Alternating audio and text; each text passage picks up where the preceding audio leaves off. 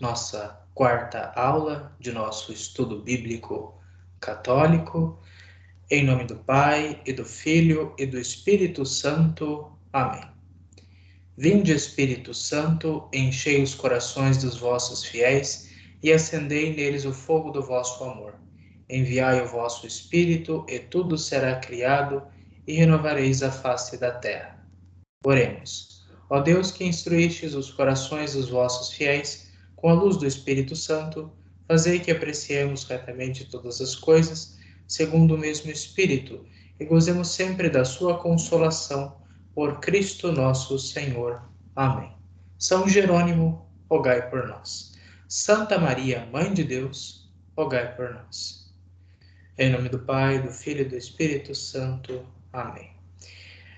Caríssimos irmãos e irmãs, salve Maria, viva Cristo Rei. Eu sou o seminarista Luiz Alfredo, do canal Católicos de Verdade, e nós estamos na nossa quarta aula de nosso estudo bíblico católico, estudando os livros da Bíblia, grupo por grupo, né? Cada aula dedicada a um grupo dos livros da Bíblia, um estudo individual desses livros dentro dos grupos que formam o Antigo e o Novo Testamento.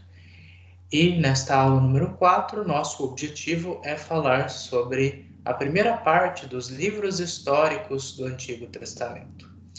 Nós sabemos que a Bíblia é dividida no Antigo Testamento no Pentateuco, nos livros históricos, sapienciais e proféticos. Os livros históricos, que são 16, nós podemos dividi-los em mais ou menos 3 grupos. O primeiro é o que nós chamamos de a história deuteronomista, que vai do livro de Josué até o segundo livro dos Reis. O segundo grupo é o que nós podemos chamar de o cronista, que vai do primeiro livro das Crônicas até o livro de Neemias.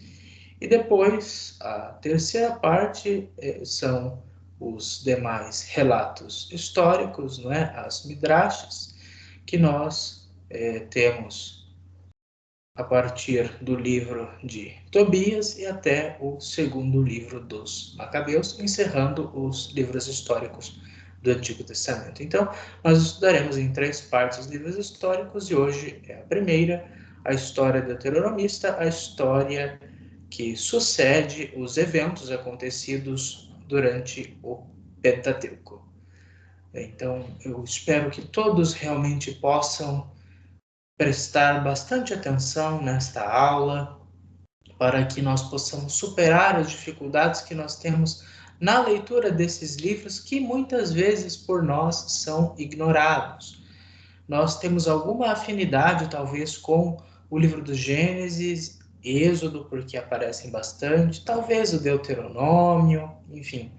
Mas esses livros, e principalmente estes primeiros, são muitas vezes para nós livros desconhecidos ou até mesmo não muito interessantes, ou nós também muitas vezes não entendemos o conteúdo desses livros.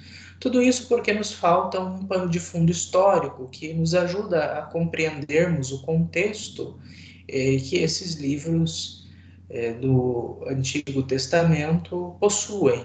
Mas quando nós compreendermos o pano de fundo, quando nós compreendermos como se estrutura esses livros e um pouco de seu conteúdo histórico e também a narrativa teológica, a teologia, o traço teológico que está por trás de todos esses livros que formam um conjunto, nós seremos capazes de compreender melhor a história de Israel, compreendemos melhor então os períodos da história de Israel, períodos centrais, períodos chaves para compreendermos a trajetória da história da salvação até nosso Senhor Jesus Cristo.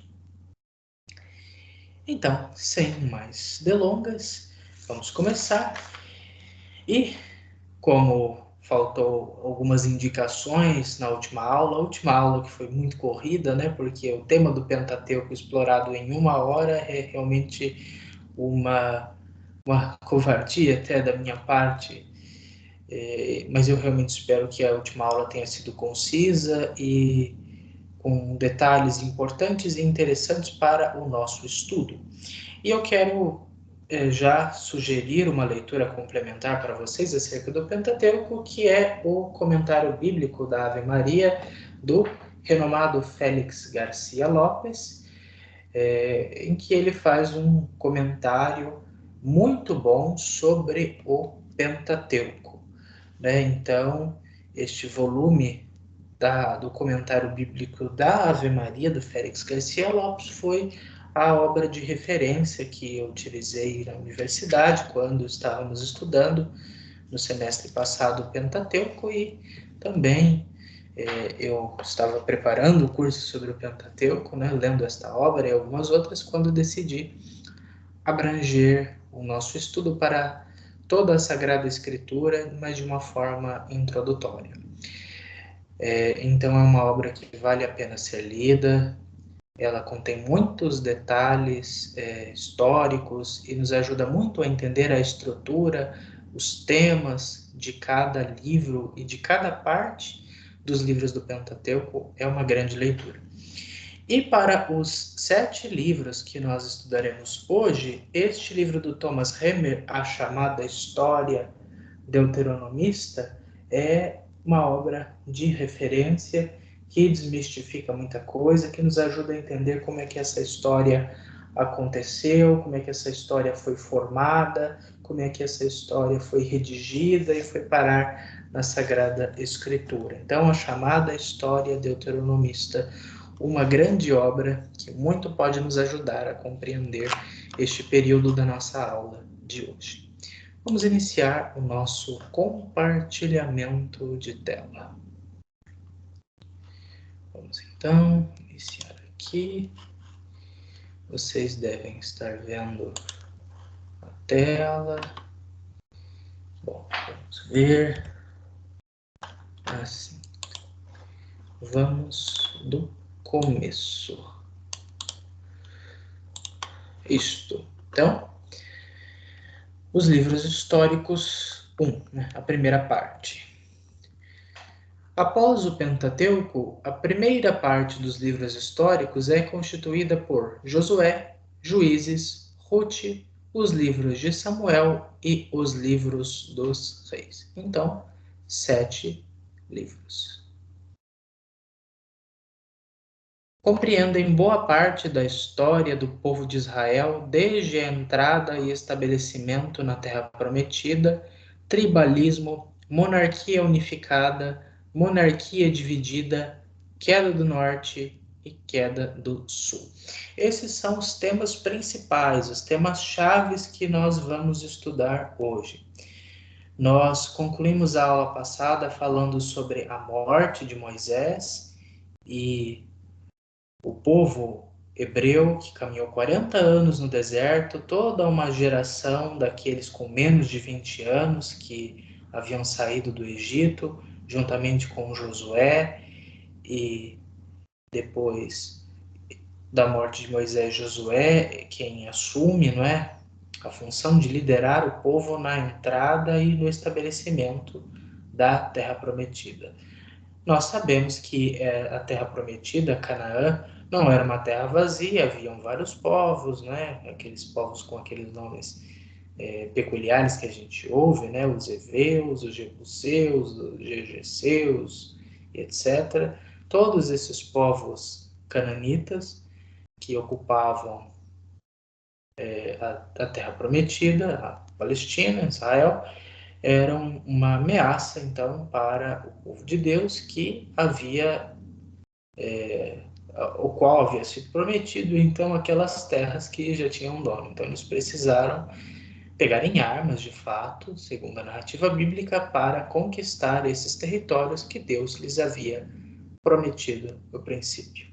Depois nós temos o tribalismo, né, o estabelecimento das 12 tribos de Israel.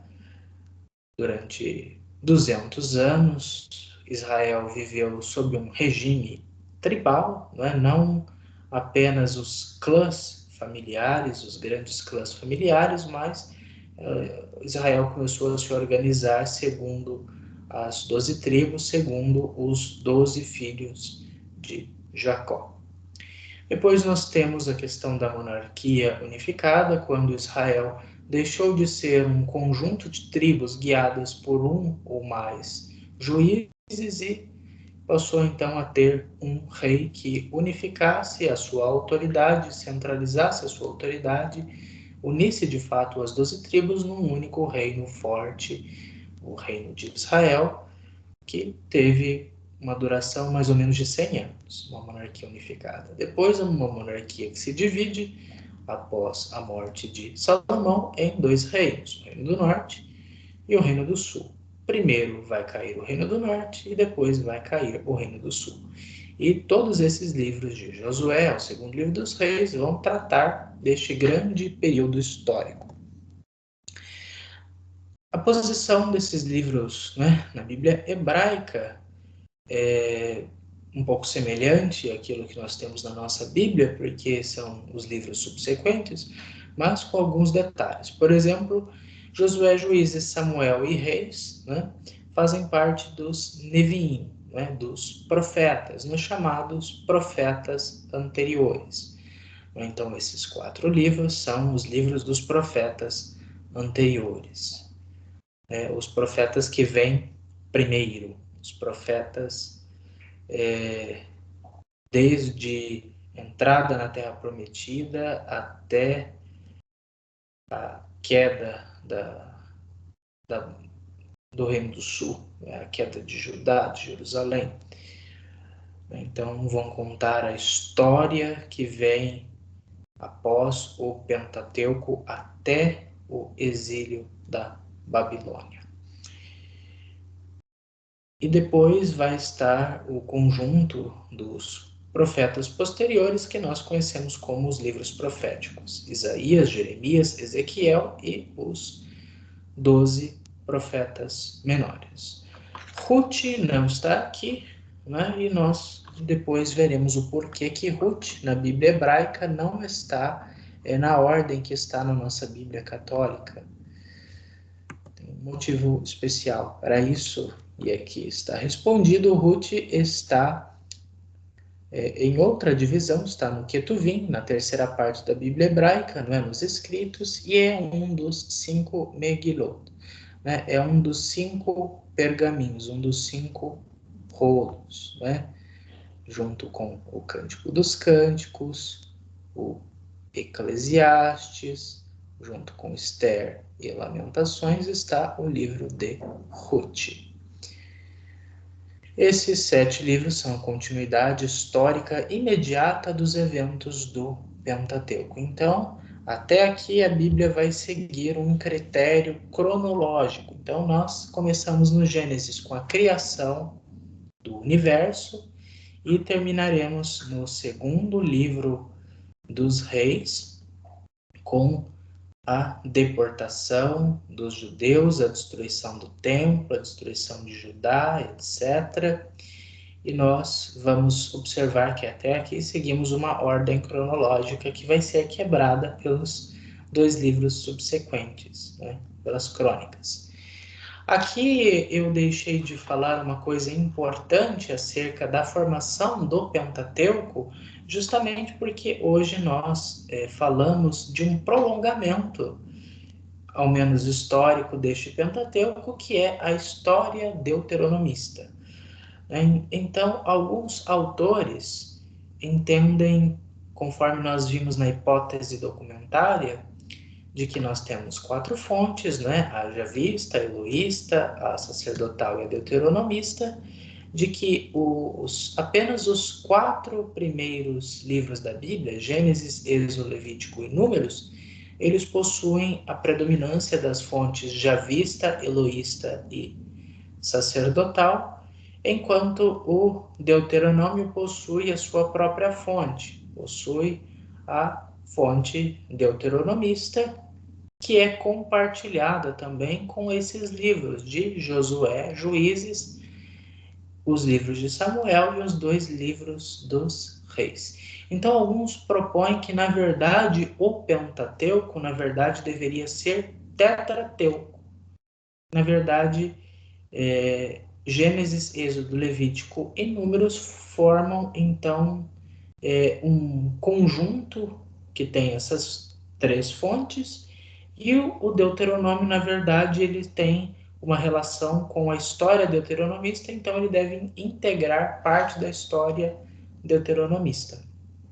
Enquanto outros pensam no Hexateuco, ou seja, pensam no Pentateuco, como ele está, mais o livro de Josué, porque é no livro de Josué que a promessa de Deus é cumprida.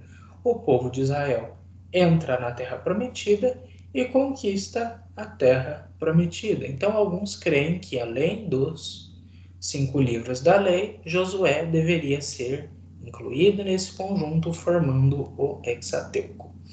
E outros falam ainda em Eneateuco, ou seja, 9 livros. Se nós contarmos os livros, veremos então Gênesis, Êxodo, Levítico, Números, Deuteronômio, Josué, Juízes, os 2 livros de Samuel juntos e os 2 livros de Reis juntos, nós temos então 9 livros. E todos esses 9 livros formariam um grande bloco legislativo e histórico chamado de Eneateuco.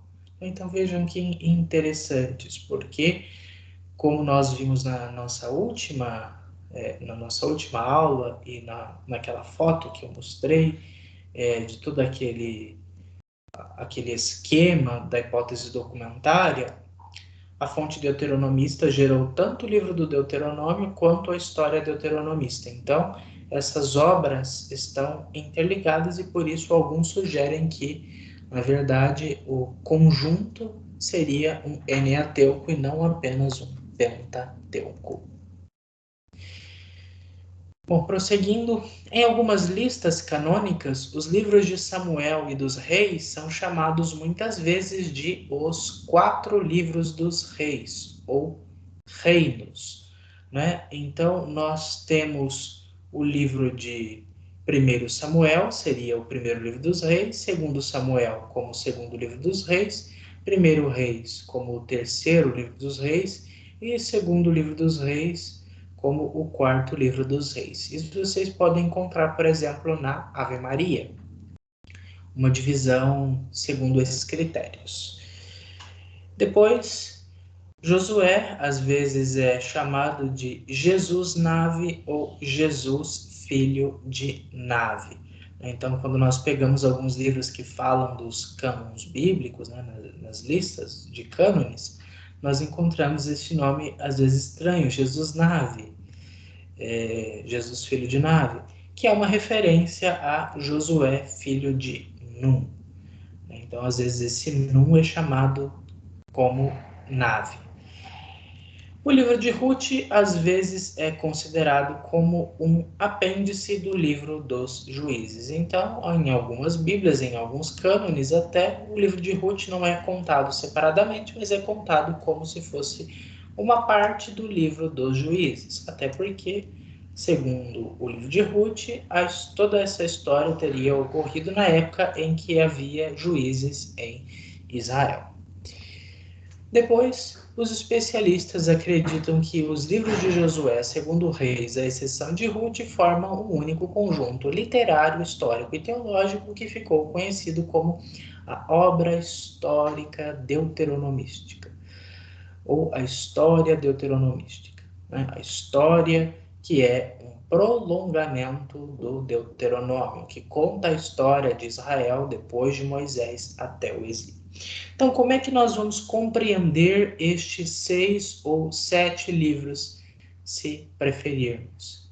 Ou 4, né? Se contarmos os livros de Samuel e Reis como um só. Mas como é que nós vamos entender esse conjunto chamado de OHD, História Deuteronomista? Como compreender tudo isso? Nós precisamos ler esses livros a partir da ótica do Deuteronômio. Então, a chave de leitura para a compreensão desses livros está no Deuteronômio. Então, a teologia do Deuteronômio, o pensamento do Deuteronômio é que vai influenciar o modo como a história de Israel é contada nesse grande recorte que vai desde a entrada da Terra Prometida até a destruição do templo e o início do cativeiro da Babilônia. Então, praticamente 700 anos da história de Israel é compreendida por esses livros a partir da ótica do Deuteronômio, que nós veremos qual é o princípio norteador dessa obra histórica. Mas um resumo de cada livro, um resumo geral, né? Se alguém perguntar a você do que se trata cada um desses livros, veja só um resuminho bem rápido. Josué é o livro da entrada e da conquista da terra prometida. Então, quando falamos de Josué, falamos então da sequência imediata do Deuteronômio, que é o povo hebreu entrando na terra e conquistando a terra que Deus já havia prometido a Abraão há muitos anos. Depois nós temos Juízes, que é o livro do período tribal de Israel. Os juízes eram os chefes das tribos de Israel. Depois, Ruth é o livro das mulheres, da tolerância e da linhagem davídica. Veja só, vamos encontrar um detalhe muito interessante sobre o papel da mulher no livro de Ruth, e realmente é uma obra curta, né? Um livro curto, mas muito significativo. E nós temos no primeiro livro de Samuel, a história, né, do profeta Samuel, do juiz Samuel, e dos dois primeiros reis de Israel, Saul, o reinado de Saul, e a ascensão do rei Davi. Sendo que o segundo livro de Samuel é inteiramente dedicado ao reinado de Davi.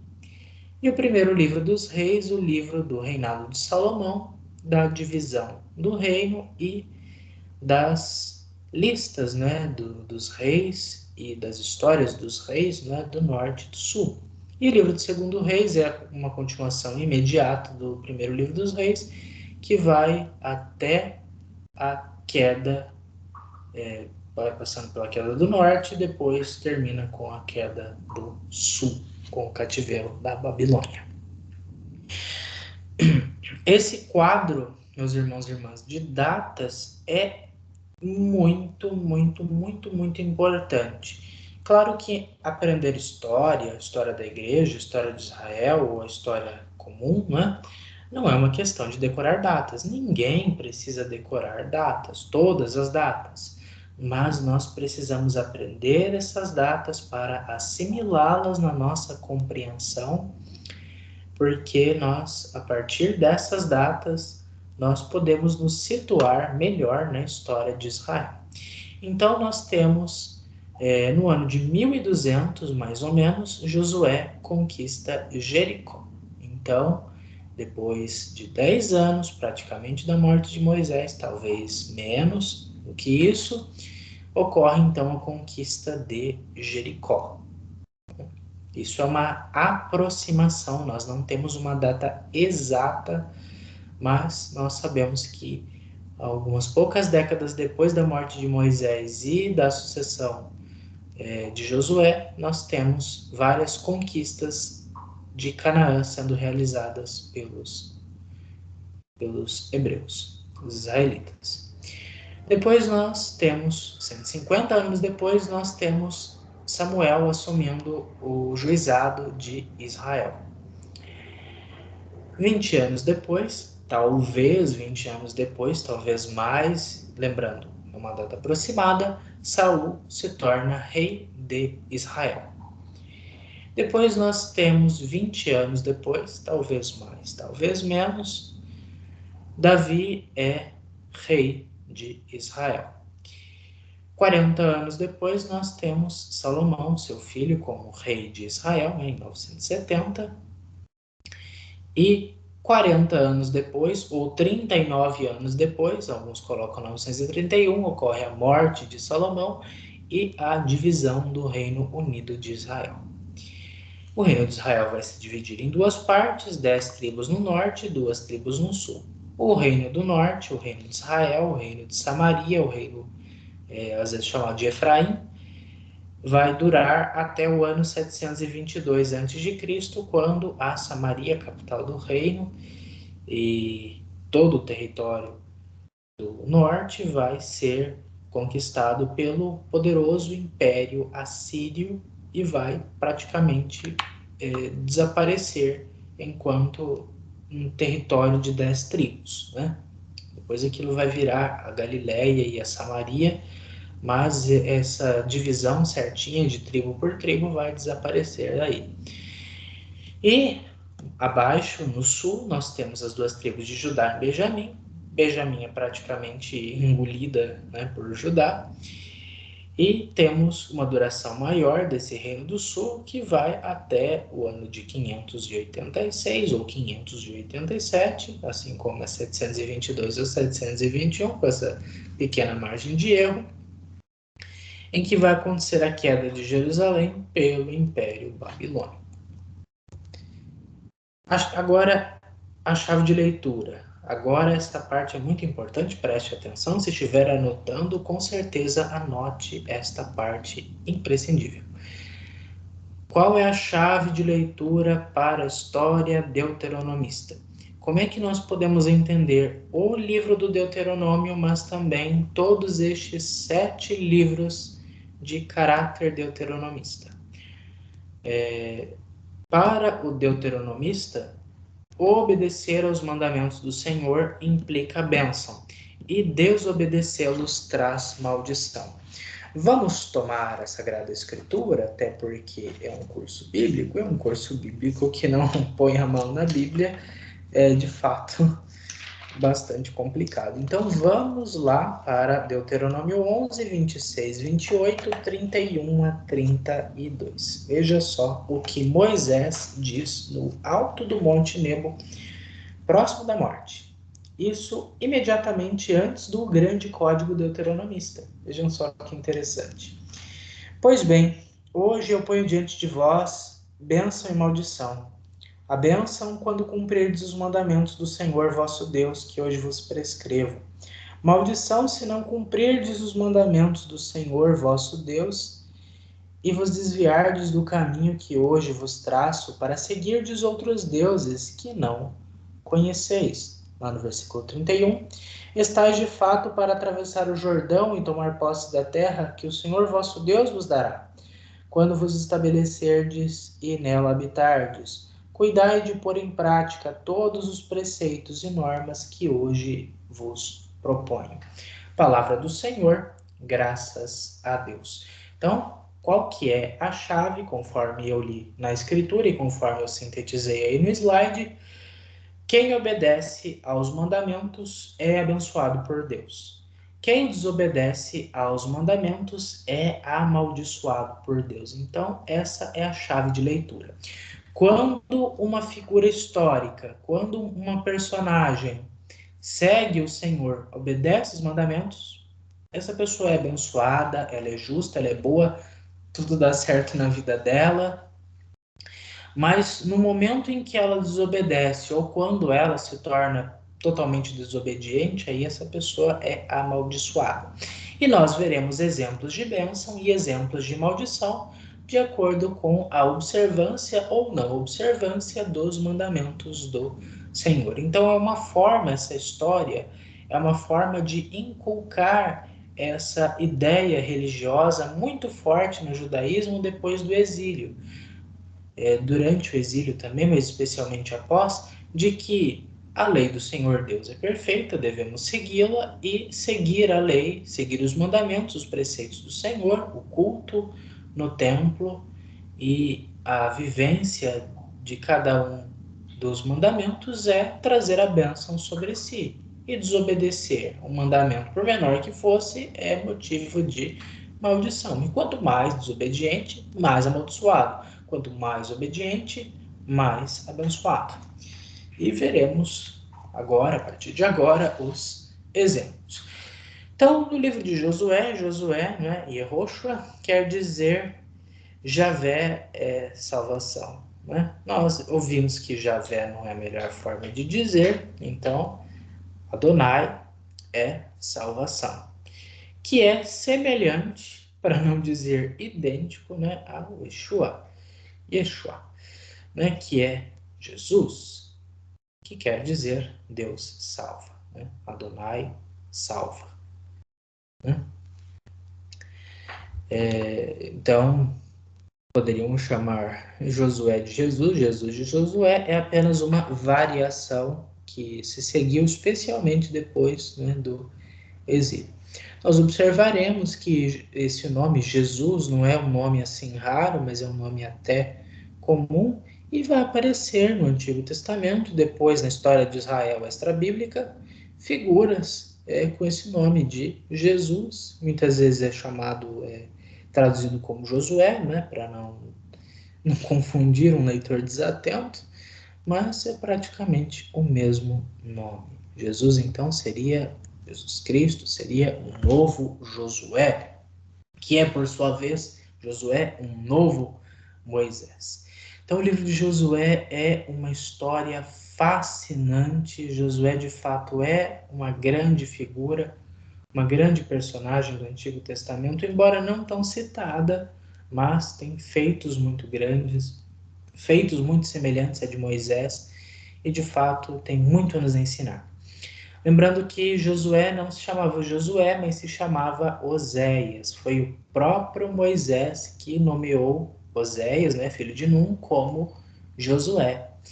E Josué passou a ser discípulo de Moisés, seguindo ele de para baixo para cima, lutando ao lado dele, em nome dele, sendo o explorador de Canaã, sendo o assistente, sendo de fato alguém que seguia os passos de Moisés, aprendia com Moisés e que foi escolhido também pelo próprio Deus para suceder Moisés. E em muitas coisas imitou Moisés e foi de fato uma sucessão muito feliz. Ele foi um sucessor que realmente conseguiu manter o povo de Israel enquanto ele viver nas rédeas, segundo a vontade de Deus e segundo aquilo que Moisés havia ensinado para o povo, segundo aquilo que recebeu do Senhor Deus. Então, nós temos o livro de Josué dividido em 3 partes. A primeira parte é a conquista de Canaã. Então, é uma parte assim de bastante luta, de bastante eventos curiosos, de muito acontecimento simbólico, um pouco violento também, mas nós devemos entender os padrões da época, o objetivo dessa história ser contada de uma forma tão grandiosa, às vezes até apoteótica, mas é realmente uma história de que Deus andava com o seu povo, porque o povo obedecia à lei do Senhor, o povo ouvia a Moisés e seguiu Moisés como seguiu, aliás, Josué como seguiram a Moisés, porque Deus estava com Josué, assim como estava com Moisés. Então, esta parte, de fato, vai ser do povo entrando na Terra Prometida, conquistando as principais cidades muradas, nas altitudes, lugares estratégicos como Jericó, e expulsando ou submetendo os povos cananeus ao, à dominação, né, de Israel, né, daqueles que saíam do Êxodo. Depois, na segunda parte, nós temos a divisão de Canaã, divisão da Terra Prometida entre as 12 tribos de Israel. Nós vamos observar nos mapas que nós temos nas nossas Bíblias e vamos encontrar 2 nomes que nós sabemos que não são filhos de Jacó, mas que ele, no final do livro do Gênesis, assumiu como seus próprios filhos, que são Efraim e Manassés. Efraim e Manassés são filhos de José, que, por conta dos seus grandes feitos, teve a sua porção dobrada, por assim dizer, dividida entre os seus 2 filhos. Lembrando que os levitas, a tribo de Levi não possuía uma terra, porque eles, como sacerdotes, deveriam servir a todo o povo e o povo deveria pagar tributos e destinar parte das suas propriedades, das suas terras, para que os levitas morassem e oficiassem o culto em prol de cada um deles, né? Então, nós vamos ter as tribos de Israel configuradas a partir dos nomes, né, dos filhos de Jacó, né, Rubens, Simeão, Judá, Levi, né, Isacar, Zabulon, Neftali, Gade, Aser. Aí nós vamos ter Efraim e Manassés no lugar de José. Vamos ter Dan, e teremos Benjamim, né? E essas são, acho que não esqueci de nenhuma, essas são então as 12 tribos de Israel, né? Lembrando que Jacó, né, teve 6 filhos com Lia, né, a sua primeira esposa, teve 2 filhas, aliás, 2 filhos com a escrava de Lia, né? Depois teve 2 filhos com a escrava de Raquel e 2 filhos com Raquel, sem contar a filha que teve com Lia, né, Diná. Esses são as origens das tribos, né?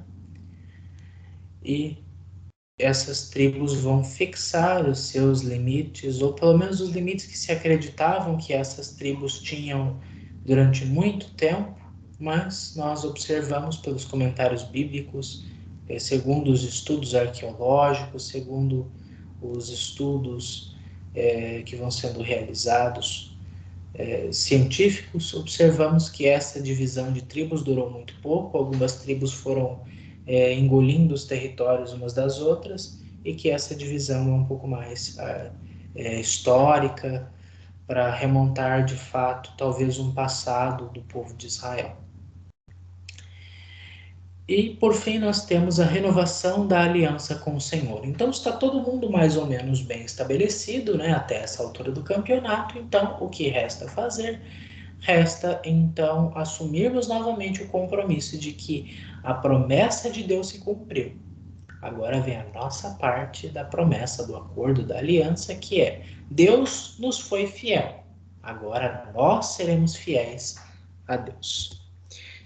E nós temos passagens muito importantes do livro de Josué, né? O caso da prostituta Raabe, esta prostituta Raabe que acolheu os espiões enviados por Josué em Jericó. Ela, graças a esse feito, salvou sua família e acabou até mesmo entrando na árvore genealógica de Jesus. Depois nós temos a passagem do Rio Jordão, que é muito semelhante à passagem do Êxodo, as 12 pedras, né, que foram colocadas para simbolizar as 12 tribos de Israel, a primeira Páscoa, né, a primeira Páscoa que foi feita desde a Páscoa anterior ao Êxodo. Depois aquela passagem em que Josué teria orado para que o sol parasse, né? Alguns interpretam o sol parou como um eclipse ou como um dia nublado, né? E que isso teria assustado os inimigos de Israel, e Israel aproveitou sua oportunidade para passar todo mundo a fio de espada. E a despedida de Josué, né, bastante comovente, né, nos capítulos 23 e 24, especialmente, e aquela frase icônica atribuída a Josué: quanto a mim, eu e minha casa serviremos ao Senhor. Depois, no livro dos Juízes, nós vemos que Josué não apontou nenhum sucessor. Então, diferente de Moisés, Josué não tomou nenhum discípulo para si, ninguém para sucedê-lo. E com a sua morte aconteceu uma certa fragmentação da liderança. Então Israel não seria governado por um único líder, né? Não seria um único líder a governar as 12 tribos, mas cada uma das tribos foi assumindo uma liderança local, um juiz, né? Um governante local, né, que iria governar em nome do Senhor, né, e que eles agiam não como reis, mas como intermediários entre Deus e o povo, que incentivavam o cumprimento da lei, né, a observância dos mandamentos, combatiam a idolatria, combatiam a imoralidade, e que também lutavam contra as ameaças dos povos vizinhos, né? Lutavam contra os reinos vizinhos, né? Na Síria, os filisteus, né, Edom, Moabe, etc. O livro dos Juízes, então, pode ser dividido em 3 partes. Então, as tribos ficam meio perdidas, né, nos primeiros capítulos, com a morte de Josué, mas eis que então vão aparecendo juízes que vão governando não todas as tribos, mas algumas tribos, às vezes uma tribo, às vezes mais de uma tribo, e Israel vai se estabelecendo na Terra Prometida, vai conquistando essas terras, vai lutando contra os inimigos e vai vivendo num sistema, né, de tribos, sem uma monarquia como acontecia nos outros países. Na verdade, Deus é o rei de cada uma das tribos de todo Israel. Eles não precisam de um rei porque tem um juiz que faz esse intermédio entre Deus e o povo, entre o povo e Deus. E aqui nós temos 12 juízes que estão no livro, né, dos juízes, e outros 2 juízes que vão estar no livro de 1 Samuel. E aqui vai contar a história de cada um deles. No próximo slide nós temos uma lista desses juízes. E os chamados apêndices aos livros dos juízes, que nós temos algumas histórias muito curiosas, muito complicadas de se interpretar. Nós temos, de fato, um caso de idolatria, um caso envolvendo um sacerdote, né, um levita, né? Temos até mesmo um caso de esquartejamento e um princípio de guerra civil das tribos do norte contra a tribo de Benjamim. Então nós temos uma grande confusão nesses últimos capítulos do livro dos Juízes, que vale a pena dar uma olhadinha. Então, nós tivemos 12 juízes, mas os mais importantes, né, foram Gideão, Jefté e Sansão. Já já a gente fala um pouco mais sobre eles. E além desses juízes, teve o episódio interessante do Abimeleque, que era filho de Gideão, que tentou ser rei, mas que não conseguiu. Aqui nós temos então os 12 juízes. Eu acho que não saiu inteiro o slide. Deixa eu ver aqui. 1, 2, 3, 4, 5, 6, 7, 8, 9, 10, 11. Então, me desculpem pelo erro, não saiu inteiro, né?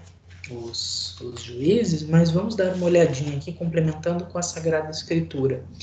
O primeiro é Otoniel, né? Este Otoniel era parente do Caleb, que é aquele homem que com 80 anos, né, se manteve firme à promessa que Deus tinha feito para ele através de Moisés. Ele com Josué foram os únicos corajosos a explorarem, né, o território, e eles foram os únicos que se mantiveram fiéis à promessa de Deus, e Deus de fato estava com eles. Eu acho que agora vocês conseguem ver melhor. Está um pouco pequeno, né, mas acho que agora dá para ver melhor.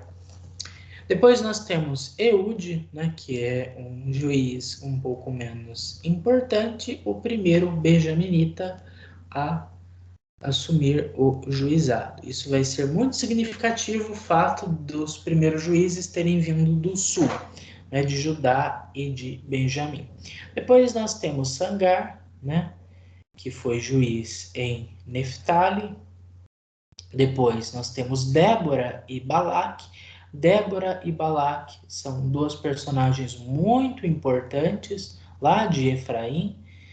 E Débora e Balaque vão protagonizar uma grande coalizão das tribos, né, de quase todas as tribos de Israel contra as ameaças, né, das potências estrangeiras.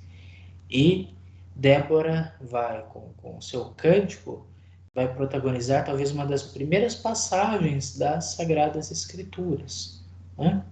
Depois nós temos Gideão, e esse Gideão vai ser um grande juiz, porque ele vai ser chamado, né, de Jerubbaal, ou seja, aquele que combate, aquele que derruba Baal, né, é aquele valente guerreiro, é aquele que vai, de fato, conseguir grandes conquistas para todo o povo de Deus, e Gideão é uma personagem muito lembrada, né, como um jovenzinho, né, da menor das tribos de Manassés, mas que combateu os inimigos com muita coragem.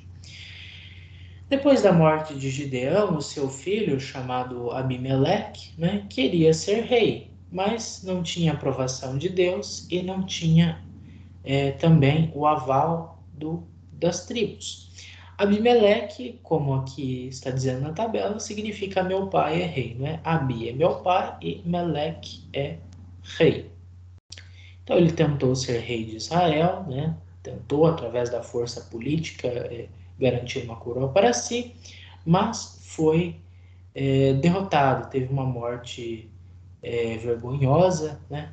Para os padrões da época, uma mulher teria empurrado uma pá de moinho sobre ele e ele teria então dito: olha, soldado, me mata aí porque eu não quero que uma mulher, que digam que uma mulher teria vencido Abimeleque, né? Então veja a cultura da época. Nós temos outros juízes menores, assim, como Tolá e Jair, né, de Issacar e de Manassés. Vejam que há uma predominância de Manassés, né, de Efraim e Manassés, que eram as tribos mais ricas, né, os criadores de gado. Depois nós temos Jefté, né? Jefté vai ser um grande juiz. Jefté, como está dizendo assim, era bastardo, né? Porque o pai dele teria gerado ele numa relação fora do casamento, né? Então não era reconhecido pelos seus irmãos. Mas mesmo assim ele vai ser um grande combatente em prol de Israel, mas vai ter um final muito triste. Ele fez uma promessa complicada que levou ao sacrifício da própria filha. Então vale a pena conhecer melhor essa história. E outros juízes chamados de menores, como Ibsa, Elon e Abdon, né, de Judá, de Zabulon e de Efraim. E, por fim, encerrando, né, o livro dos juízes, a história de Sansão, né, o famoso Sansão da Dalila, o famoso Sansão que não cortava os cabelos, que tinha tranças, que era fortíssimo, etc., que era um nazireu, ou seja, ele tinha feito um voto, né, de que, aliás, o nascimento dele, né, foi anunciado por um anjo, né. Nós sabemos que o pai dele chamava-se Manoé, a mãe nós não conhecemos o nome, mas que desde o nascimento ele foi consagrado a Deus, não bebeu bebida fermentada, não tinha contato com os mortos, né, não cortaria os cabelos e a barba, etc. E nós sabemos todos do desdobramento da história de Sansão, que foi muito explorada, inclusive novela da Record, mas vale muito mais a pena ler a Bíblia, é claro, com certeza. E esse foi o último juiz do livro dos juízes. Depois nós temos aquele apêndice histórico interessante, problemático também. E no primeiro livro de Samuel nós temos a história dos dois últimos juízes de Israel. Eli, que era um levita, ou seja, era um sacerdote, e que acabou acumulando as funções de juiz e de sacerdote, mas teve uma carreira, por assim dizer, desastrosa, que acabou com uma morte trágica sua e dos seus filhos, e foi sucedido pelo grande Samuel, né? Ele que era sacerdote, ele que era profeta, ele que era juiz, ele que ungiu Saul e Davi, os primeiros reis de Israel, ele que era respeitadíssimo, e até mesmo na Bíblia ele vai ser citado como um homem de Deus, então ele é uma figura muito grande na história de Israel, que vale a pena nós conhecermos melhor. Então, prosseguindo, um comentáriozinho muito rápido sobre Ruth, né? Então, Ruth é um livro muito pequeno, né? é o segundo pergaminho, né, dos Megilot, né, dos rolos, e é uma pequena novela, né, quer dizer, é uma história, né, composta de 4 capítulos, com uma trama, né, um enredo muito simples, com personagens cativantes, um conflito dramático, um clímax e fecho, né, felizes e surpreendentes. Em Ruth, as personagens principais são mulheres, né, Noemi e Ruth, enquanto Boaz está em segundo plano. A grande mensagem de Ruth é que a misericórdia de Deus se estende até aos estrangeiros que confiam nele. Apesar da referência aos juízes, os estudiosos acreditam que Ruth foi escrito após o exílio na Babilônia em 538, até depois do período do Segundo Templo com Esdras, né, por volta do ano 450. Né? Então, não vou estragar a leitura de alguém que não tenha lido ainda o livro de Ruth, ou de alguém que agora vai ler o livro de Ruth com outros olhos, mas nós temos um grande destaque para as mulheres. Aqui está uma grande motivação teológica para aqueles que são casados ou namoram, noivos, etc., para amarem a sua sogra. E também nós temos uma história muito bonita de que mostra a misericórdia do Senhor para com os estrangeiros, que isso destoa um pouco com o pensamento judaico da época do Segundo Templo, talvez tenha sido assimilado para mostrar justamente esta misericórdia de Deus que não olha para a etnia, não olha para o grupo a qual essa pessoa pertence, mas vê que é alguém que pratica a justiça, alguém que segue a lei de Deus, e essa pessoa é favorecida por Deus pela sua confiança em Deus. Então, Ruth, um livro muito pequeno, mas com uma mensagem teológica muito grande, muito bonita e que pode iluminar a nossa forma de olhar para as mulheres em Israel e as mulheres do nosso tempo e também para o nosso modo de nos relacionarmos com Deus. Então, é uma obra muito boa. E depois nós entramos nos livros, os 4 livros dos reis, né, que nós falamos, o primeiro livro de Samuel. O primeiro livro de Samuel vai falar sobre os últimos juízes, né, Eli e Samuel, e sobre os primeiros reis, Saul e Davi. Acontece então toda aquela tragédia de Eli, né, com os seus 2 filhos, Ofni e Finéias, que roubavam dos sacrifícios e que até mesmo pegaram a arca da aliança e levaram, né, para o campo de batalha contra os filisteus, irritando a Deus. Morreram, Eli morre também de uma forma muito trágica, já era idoso, mas antes disso, muito tempo antes disso, ele havia acolhido o pequeno Samuel, né, filho de Ana e Elcana, que de fato nasceu por intervenção divina, foi consagrado ao Senhor desde criança, e Ana, sua mãe, entoa um cântico que vai servir de base para o cântico de Maria, para o Magnífica. E Samuel vai ser aquele homem que anda com Deus, que jamais negligenciou uma palavra que Deus falou, e que vai governar o povo de Deus como juiz, como profeta, e sacerdote, né?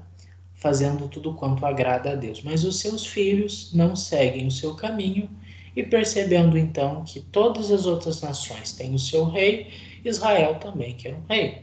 Mas Samuel responde que Deus é o rei de Israel. E eles não satisfeitos, Deus fala para Samuel, olha, não é você que eles estão rejeitando, mas é mim que rejeita, então deixa que eles tenham um rei. Mas olha só, o rei ele vai pegar suas terras, os seus filhos, vai cobrar impostos pesados, vai trazer guerra, etc. Não, tá bom, nós queremos um rei. Então, que assim seja. Então, eles escolhem, é escolhido, na verdade, um rei, né? Então, escolhido alguém do sul, escolhido Saul, filho de Cis, da tribo de Benjamim, que é ungido pelo próprio Samuel. E a princípio vai parecer muito temente a Deus, muito bom, né? Jovem, etc., um guerreiro astuto, alguém com uma piedade, né?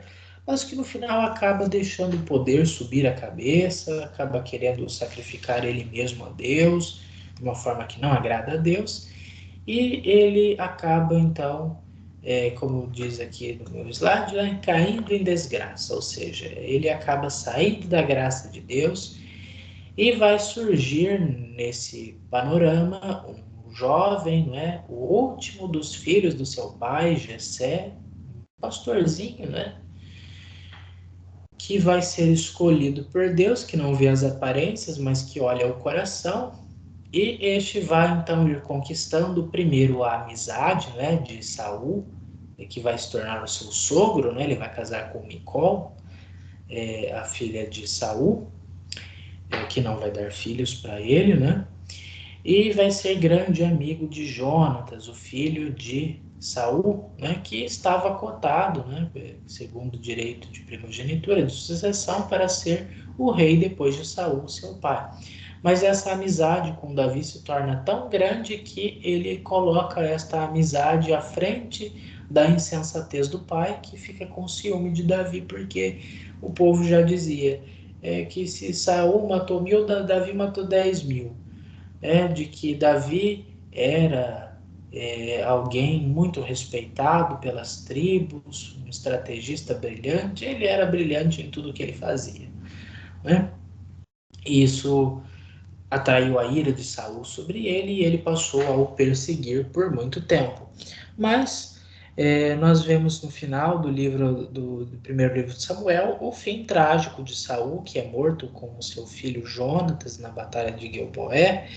E então Esbocete, o segundo filho de Saul, acaba assumindo, né, por um tempo o domínio das tribos, mas Esbocete é morto e Davi, que reinava apenas sobre o sul, passa a reinar também sobre o norte e vai ter um longo reinado que vai ser descrito no segundo livro de Samuel.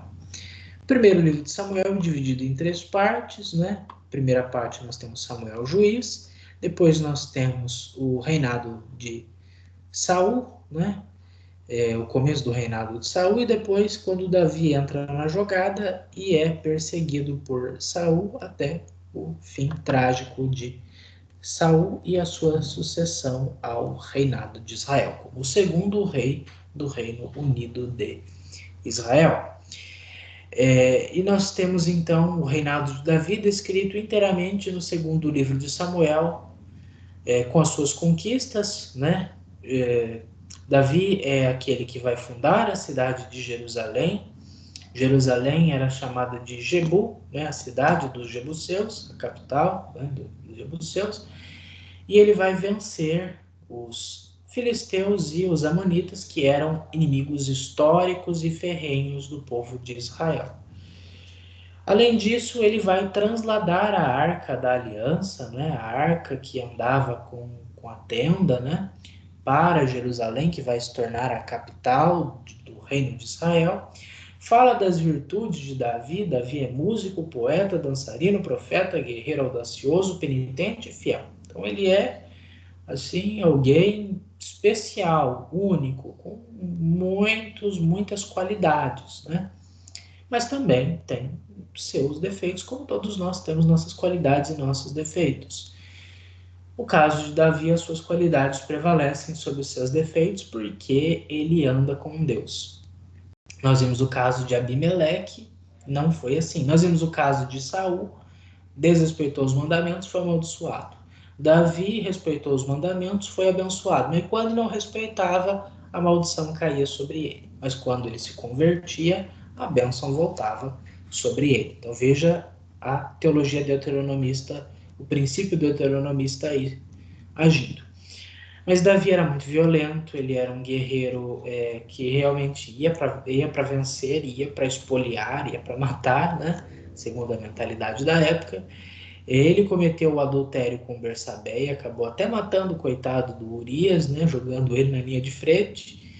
E era muito mole com seus filhos, né? Não soube, era um pai muito amoroso, muito presente, tinha muitos filhos, muitas mulheres, mas de fato não sabia pôr um freio nos filhos. Não é um exemplo de como criar o seu filho, mas é um exemplo de tantas outras coisas, é claro.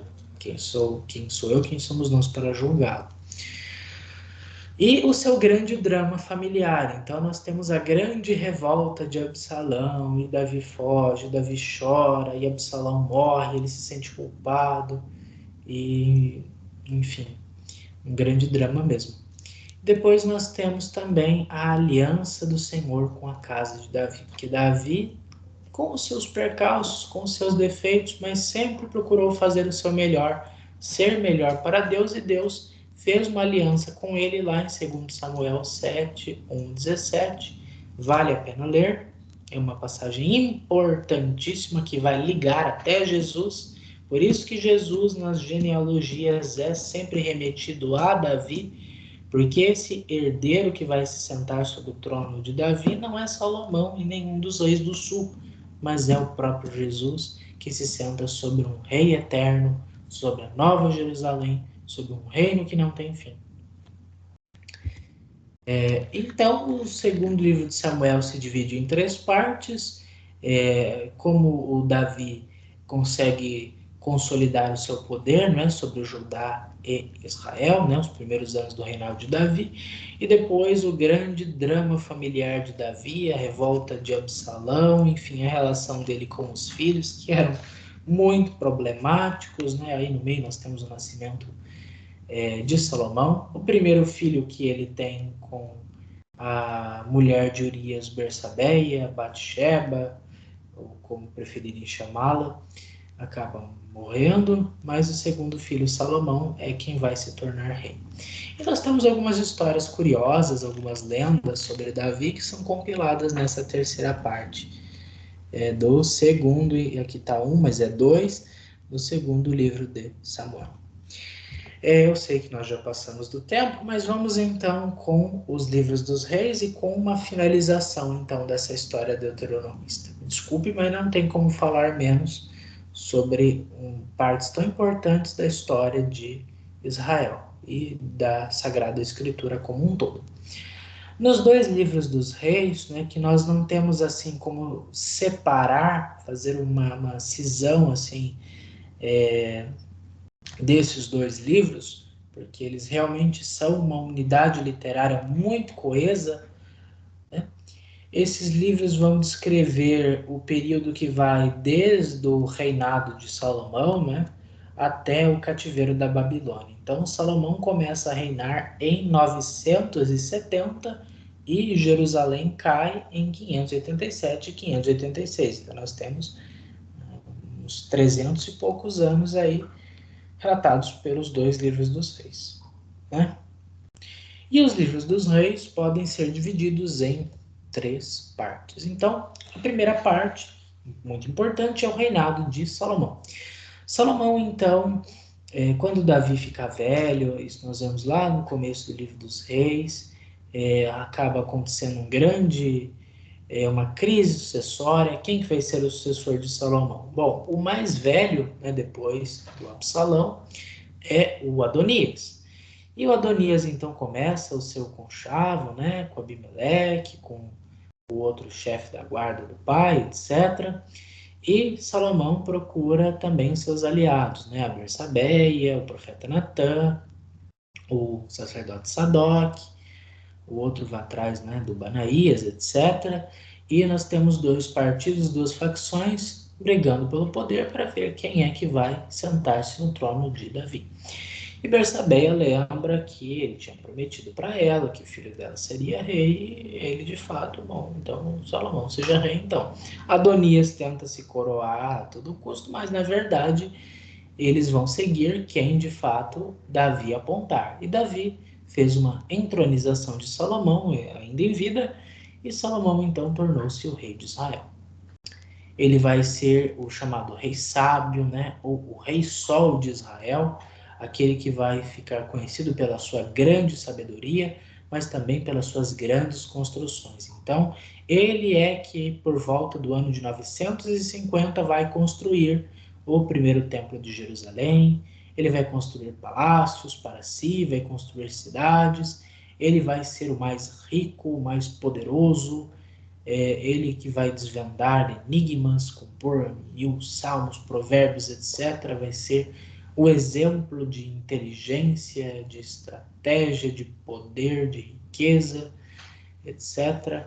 Mas que no final vai acabar caindo para a idolatria e atraindo a divisão, a cisão do próprio reino que o seu pai havia lutado para conquistar e consolidar e que ele havia governado bem, porque Deus deu a ele sabedoria, mas infelizmente na velhice ele deixou seu coração se levar pelas mulheres estrangeiras com as quais ele casou, né? 700 concubinas, 300 esposas, enfim, um número exorbitante de mulheres no seu harém, e ele acaba introduzindo a idolatria, reintroduzindo a idolatria, porque ela sempre paira na vida do povo de Israel e na nossa vida, mas de outras formas.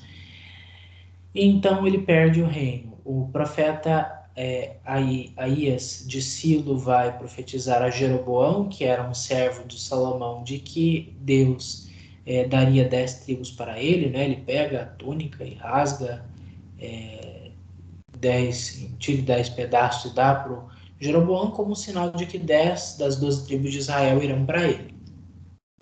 Isso de fato acontece aquela assembleia em Siquém, quando Salomão morre, Roboão, seu filho, é o seu sucessor. Roboão diz que quer ser um rei maior do que o seu pai, então ele vai castigar o povo com escorpiões, que na verdade um dedo dele é maior do que o punho do pai, etc. E o povo não gosta disso, porque Salomão, embora tenha sido um rei muito sábio, muito bom, mas com essa mania dele de construir, ele taxava muito a população, colocava a população para trabalhar muito, para pagar os impostos, e a população não queria isso, queria que Roboão regulasse um pouco, freasse um pouco, mas Roboão acabou se deixando levar pelos conselhos dos seus amigos e perdeu 10 das 12 tribos de Israel, ficando apenas com Judá e Benjamim.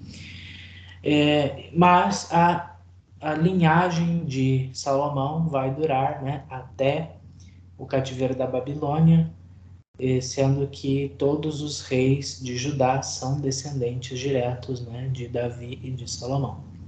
Enquanto no norte, né, enquanto na Samaria, o negócio vira um caos, porque são servo matando o rei, enfim, uma sucessão dinástica horrível após Jeroboão.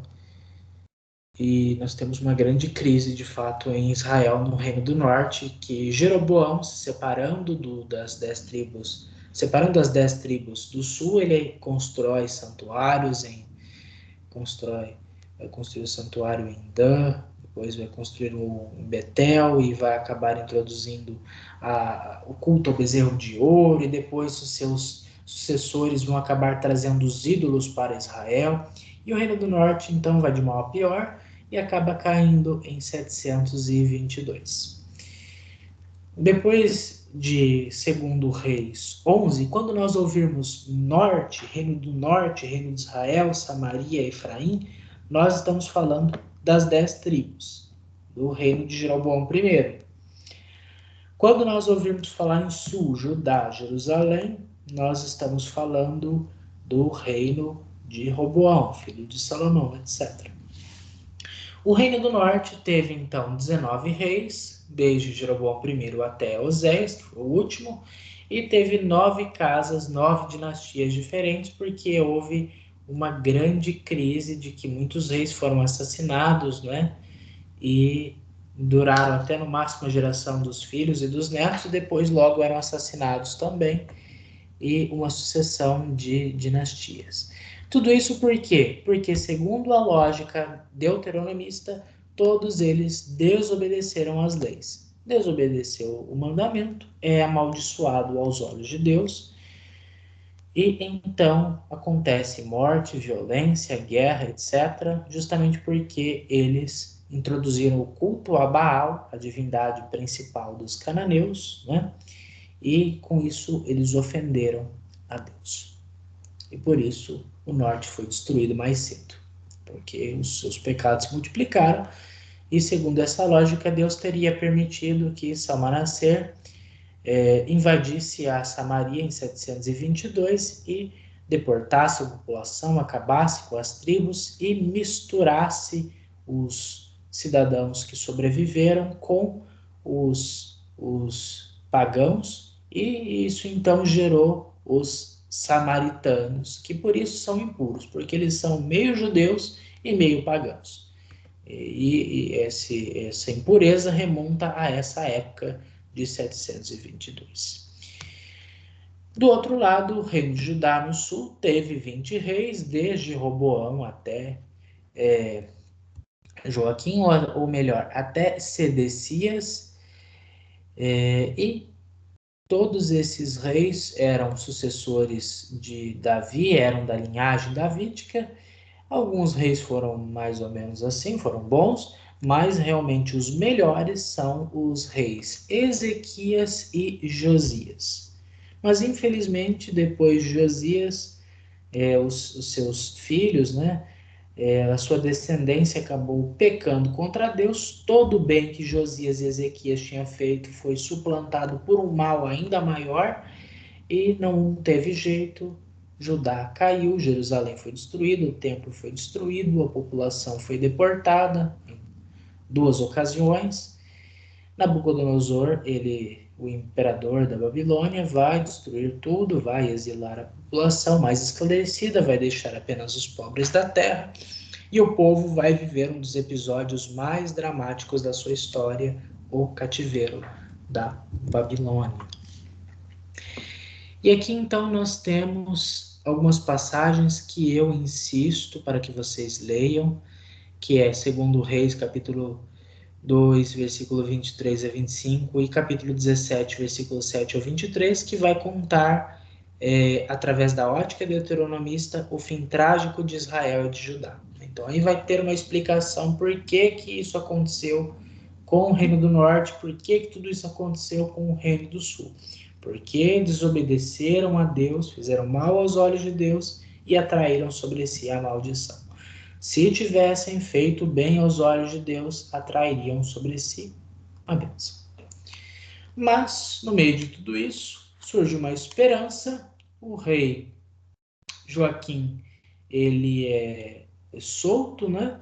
E pode viver com certa tranquilidade, mas nós sabemos que o final de toda essa história é um final positivo, porque o cativeiro vai acabar em 538, quando Ciro, rei da Pérsia, permite que os judeus retornem a Jerusalém, e vai começar um novo capítulo, um capítulo mais feliz, né, da história de Israel, que vai mostrar toda a reconstrução de Israel, de Judá, de Jerusalém, do templo, e a formação dos livros da Sagrada Escritura e do judaísmo, uma influência tão grande que vai durar até a época de Jesus, que vai influenciar muito a época em que nosso Senhor Jesus e os apóstolos viveram. É a partir do judaísmo do Segundo Templo que Jesus e os apóstolos vivem, e que a nossa religião, fundada por nosso Senhor Jesus Cristo, nossa Santa Igreja Católica, surge também desse contexto de judaísmo, com muitos outros elementos históricos e outros acontecimentos que nós vamos estudar nas três próximas aulas. Muito bem, aqui uma lista, né, dos reis do norte e dos reis do sul. Veja que devemos nós prestar mais atenção em alguns reis, como no caso de Jeroboão I, né, que vai dar origem ao Reino do Norte, Acabe, né, que vai ser o profeta com quem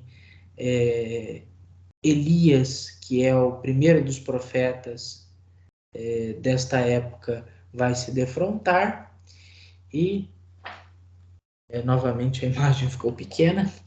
E depois o caso de Jeroboão II, que vai ser um rei muito importante para a época dos primeiros profetas escritos, como Amós e Oséias, e todos os seus sucessores, vale a pena conhecê-los um pouco melhor. até Oséias, o último rei, que vai presenciar a queda do norte. O caso do sul, nós temos alguns reis um pouco mais interessantes.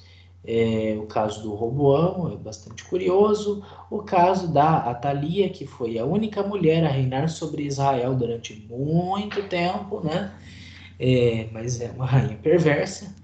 E nós temos o reinado de Ezequias, né? O primeiro rei reformador, o desastre depois com os seus sucessores, mas felizmente Josias, que é o melhor dos reis de Israel depois de Davi, vai fazer uma grande reforma religiosa, muito importante, mas infelizmente depois de Josias, Israel só ladeira abaixo até o, o cativeiro da Babilônia em 587 e depois em 538 o retorno, depois não há mais rei.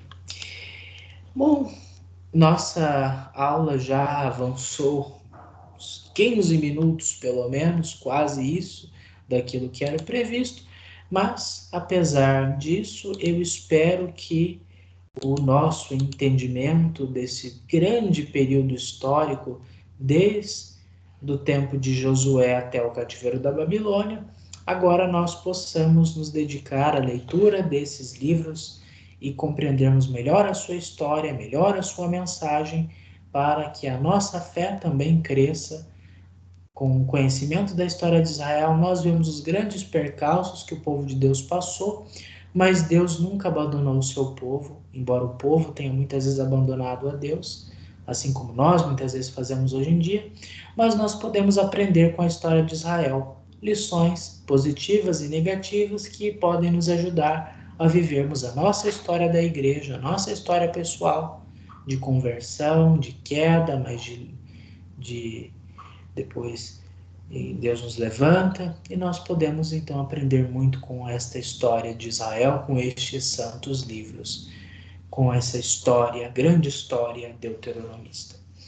Eu incentivo vocês a fazerem as suas perguntas, as suas colocações, e se vocês estiverem muito animados, quem sabe nós possamos fazer um mini curso, né, de história de Israel e nós vamos poder nos aprofundar muito mais nesses assuntos de história de Israel, né? Nós vamos poder falar um pouco mais sobre os juízes, podemos falar um pouco mais sobre os reis do norte, os reis do sul, podemos falar de cada um deles, aliás. E podemos crescer ainda mais no conhecimento desses livros históricos, como nos demais livros históricos e nos contextos também dos outros livros da Sagrada Escritura, do Pentateuco e depois dos demais conjuntos de livros. Fica a minha dica aí para vocês. Conto com o comprometimento e atenção de vocês, com as suas dúvidas, com os seus comentários também, com críticas, com discordâncias, com os seus pontos de vista. A interação de vocês nos vídeos é muito importante e é sempre levada em consideração, e é assim que nós crescemos juntos na compreensão desses assuntos, não apenas com uma pessoa falando e todas as outras ouvindo, mas com uma pessoa falando e as outras também contribuindo, questionando, colocando, e assim todos nós crescemos com a palavra cresce em nós e nós vamos nos tornando maiores pela palavra de Deus. Vamos então concluir pedindo à Santa Mãe de Deus, a Mãe da Palavra de Deus, para que nos ajude a vivermos na nossa história as coisas boas que nós podemos aprender da história de Israel e evitarmos aquilo que é negativo também nas nossas vidas. Ave Maria, cheia de graça, o Senhor é convosco. Bendita sois vós entre as mulheres e bendito é o fruto do vosso ventre, Jesus. Santa Maria, Mãe de Deus, rogai por nós, pecadores, agora e na hora de nossa morte. Amém. Muito bem, quero deixar os recados, né, de praxe, né, que é para você curtir, comentar, compartilhar, se inscrever no canal, ativar as notificações, enviar esse vídeo para um amigo nos seus grupos da igreja, para alguém que quer conhecer melhor a Sagrada Escritura, até para o seu coleguinha evangélico, ou para o seu catequizando, ou para alguém que você queira compartilhar esse conhecimento. Mas vamos então perseverar. Na próxima aula vamos falar do cronista, falaremos do primeiro e segundo livro das crônicas e de Esdras e Neemias, e de todo este período histórico importante que vai nos ajudar a compreender o que Israel fez depois do cativeiro da Babilônia até mais ou menos a época do período, durante todo o período persa subsequente, para chegarmos depois com o período grego e, por fim, o período romano, encostando no Novo Testamento, no século I depois de Cristo. Meu agradecimento a você que teve a paciência de ouvir-me até agora e que Deus abençoe você, a sua vida, a sua leitura, a sua meditação, a sua prática e assimilação da palavra de Deus. E estaremos de volta na próxima terça-feira, se Deus assim o quiser. Em nome do Pai, do Filho e do Espírito Santo. Amém. Louvado seja nosso Senhor Jesus Cristo, para sempre seja louvado. Deus te abençoe, paz e bem. Salve Jesus, salve Maria, viva Cristo Rei.